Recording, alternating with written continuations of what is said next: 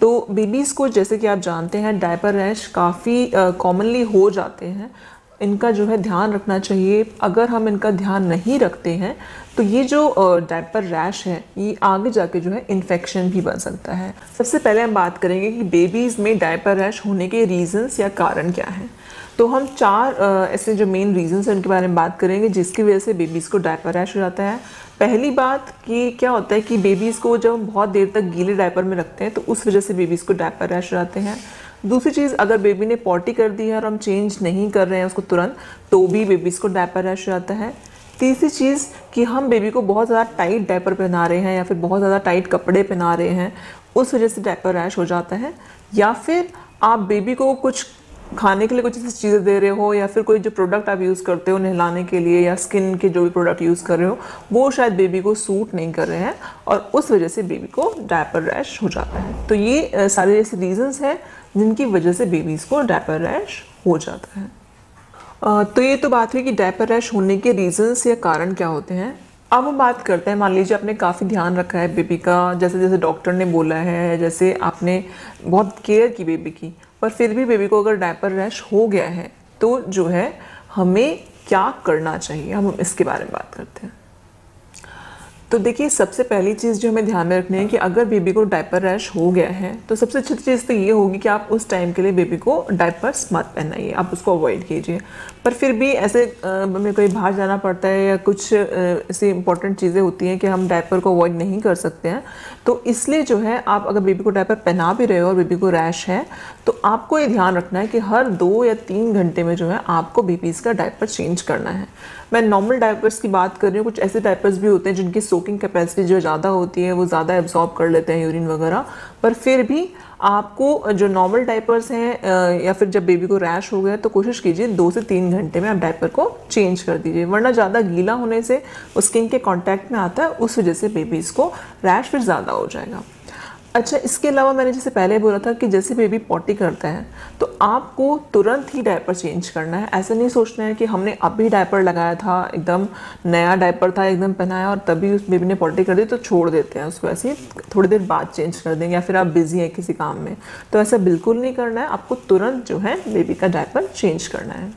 दूसरी चीज़ क्या करेंगे कि जैसे ही आप बेबी को डायपर चेंज कर रहे हैं तो आपको क्या करना है, उस जगह को अच्छे साफ़ पानी से क्लीन करके उसको जो है, जो भी एक सॉफ्ट कपड़ा जो होता है कॉटन का कपड़ा, उससे जो है पैट करके, मतलब रगड़ना नहीं है बिल्कुल भी, बहुत हल्के हल्के हाथ से जो है ऐसे करके उसको पूरा पोंछ दीजिए और हल्की सी थोड़ी देर जो है उसको सूखने दीजिए उस डायपर वाले एरिया को, ताकि उसमें नमी ना रहे। और जब आपको लग रहा है कि वो एरिया जो है अब सूख गया है तब आप बेबी को जो है डायपर पहना सकते हो। तीसरी चीज़ क्या है कि देखिए, जैसे आपने डायपर अभी सिरे को साफ़ कर लिया था डायपर एरिया को और सूखने दिया था, उसके बाद अगर आपके बेबी को डायपर रैश है तो उस जगह पे आप क्रीम लगा सकते हो, जो रैश क्रीम आती हैं, तो उसमें जिसमें जिंक ऑक्साइड हो, आपको वही रैश क्रीम यूज़ करनी है। इसका आपको बहुत ज़्यादा ध्यान रखना है क्योंकि जिंक ऑक्साइड जो है रैशेज़ को बहुत अच्छे से हील करता है, तो जिंक ऑक्साइड ज़रूर होना चाहिए उन क्रीम्स में जो भी आप बेबी की रैश के लिए ले रहे हो। तो जैसे कि मैं एक रैश फ्री क्रीम यूज़ करती हूँ, वो लगाती हूँ अपनी बेबी को, तो उस एरिया में जैसे आप डायपर चेंज करो, उस एरिया को सुखा दिया आपने, हवा लगने दिया, उसके बाद आपको उस एरिया पे वो रैश क्रीम लगानी है और उसके बाद आपको जो फ्रेश डायपर है यानी नया डायपर जो आप पहना रहे हैं वो आप पहना सकते हो। अगली चीज़ जिसका आपको ध्यान रखना है, देखिए इस टाइम पे अगर आप डायपर्स को अवॉइड कर पाएँ तो बहुत अच्छा है, या फिर आप बच्चे को जो है खुले कपड़े पहनाइए, खुले पजामे पहनाइए कॉटन के, ताकि बच्चे को थोड़ी सी हवा लगती रहे उस एरिया में, वरना जो है रैश ठीक होने में काफ़ी ज़्यादा टाइम ले लेते हैं। तो जितना ज़्यादा खुला रखेंगे बच्चे को उतना ज़्यादा ही बेबी के जो रैश हैं वो जल्दी ठीक होंगे। या फिर आप क्या कर सकते हो कि अगर आपको लग रहा है कि जो रैशेज़ हुए हैं वो बेबी को टाइट डायपर्स पहनाने की वजह से हुए हैं, तो आप जो है डायपर का जो साइज़ होता है उसे 1 नंबर बड़ा ले सकते हो, ताकि जो है बेबी को वो दिक्कत ना हो। और बेबी को जो फ्रिक्शन हो जाती है, अगर आप टाइट कपड़े या डायपर टाइट पहनाओगे तो उस जगह पे फ्रिक्शन होकर वो रैश जो है वो बढ़ जाएंगे, तो ऐसा नहीं करना है। पर डायपर आप जो बड़ा साइज़ ले रहे हो ये भी ध्यान रखें कि बहुत ज़्यादा बड़ा साइज़ ना ले लें, अदरवाइज़ क्या होगा, वो डायपर लीक कर जाएगा। तो इसे इसका ध्यान रखना है। कपड़े या फिर डायपर जो भी आप बेबी को पहना रहे हैं वो इस तरीके से पहनाना चाहिए कि बहुत ज़्यादा टाइट नहीं हो। इसके अलावा होम रेमेडीज़ में आप क्या कर सकते हैं, जो डायपर एरिया है, जैसे कि मैंने आपको रैश क्रीम लगाने के लिए बोला, अगर आपके पास वो नहीं है तो आप जो है कोकोनट ऑयल यूज़ कर सकते हो, या फिर आपके घर में अगर शिया बटर है तो आप वो भी लगा सकते हो। वो लगाने के बाद आप बेबीज़ को डायपर पहना सकते हो। तो ये सारी जो मैंने चीज़ें बताई, आपने ये जो है 1-2 दिन ट्राई किया तो यूजुअली क्या होता है कि 1-2 दिन में वो डायपर रैश जो बेबीज़ में है वो ठीक हो जाते हैं। पर अगर आपको ऐसा लग रहा है कि आप सब चीज़ें ध्यान में रख रहे हैं फिर भी जो रैशेज़ हैं वो कम होने की बजाय जो है ज़्यादा हो रहे हैं, ज़्यादा स्किन रेड हो गई है और ज़्यादा इन्फेक्शन जैसा लग रहा है आपको, तो आपको जो है डॉक्टर्स के पास तुरंत जाना चाहिए, क्योंकि ये रैश जो है ये इन्फेक्शन बन सकता है और जिससे बेबीज़ को बहुत ज़्यादा दिक्कत हो सकती है। तो आपको तुरंत जो है 2 या 3 दिन में अगर ठीक नहीं हो रहे हैं रैशेज़ तो आपको डॉक्टर के पास बेबी को लेके जाना चाहिए।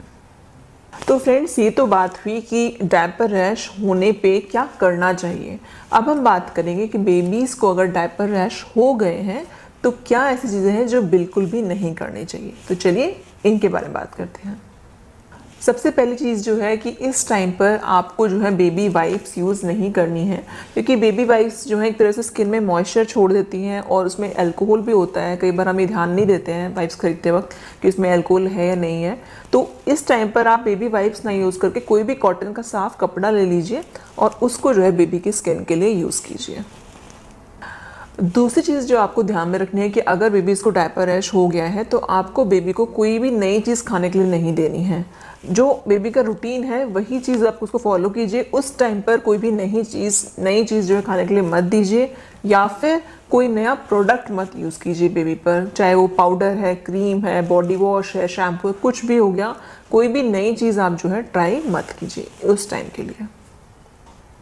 और तीसरी और सबसे इम्पॉर्टेंट चीज़ जो मैं पहले भी बता चुकी हूँ कि इस टाइम पे बेबीज़ को टाइट डायपर या फिर जो टाइट क्लोथ्स हैं, टाइट कपड़े हैं, वो बिल्कुल भी नहीं पहनाने हैं। और अगली चीज़ जिसका आपको ध्यान रखना है कि वो जो एरिया है डायपर एरिया, उसको जो है आपको रगड़ना नहीं है और बेबी को भी जो है उस एरिया को रगड़ने नहीं देना है या स्क्रैच वगैरह नहीं करने देना है। तो इस चीज़ का भी आपको ध्यान रखना है।